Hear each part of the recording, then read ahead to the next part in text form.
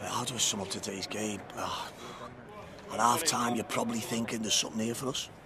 And second half, with all due respect, Sheffield Wednesday totally dominated the game, fully deserved the victory.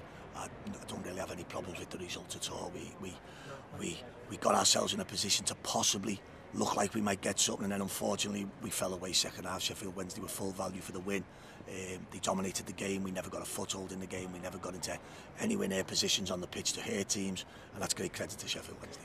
As you say, you sort of seemed to grow into the end of that first half and then couldn't quite do that in the second. Didn't start the game at all. 15-20 minutes, didn't come to terms with the game. Then we had 2 or 3 chances in the half for sure, where we looked like we could get something. We grew into the half. We probably finished the half maybe the better side.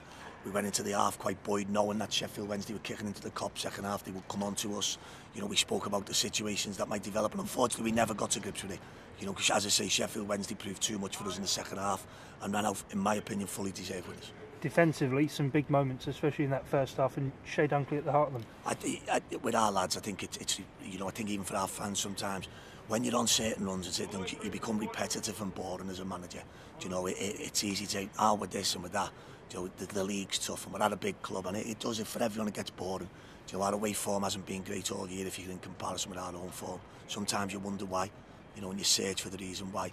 But I'm certainly not going to start criticising players. It's disappointed probably as I felt for a bit today, because second half it was sit and watch us get hurt, and it didn't feel realistically, even with substitutions, that we could probably affect it and help. You know, so that's the disappointing thing for me, because I felt in the tone of the game, again, you've got to be careful with your wordage and your terminology. I say, you know, was our desire to win that game there as evident as it was against Aston Villa? I don't feel it was, and that's a little criticism of the players. In terms of, you mentioned repetitive things, we've spoken a lot this season about injuries. Anthony Pilkington has to come off, and Will Grigg looked to be struggling. Just managed them, we'll have a look at them. You know, Pilks has obviously rolled his ankle. Cedric was struggling with his ankle at half-time, to be fair. Griggy's had a bad one, to be fair. Doesn't look great. And you know, that's what the league is. You get injuries. We were just coming out a bit of fog, and we were getting a little bit of clear light, and it looks like we're going back into the fog. But that's the way it is. As I say, thank you to our supporters for travelling over. They show amazing sort of faith, and you know, they continually travelling to watch us, and we're really fighting to make us happy and to get them away wins that'll see us safe in the division.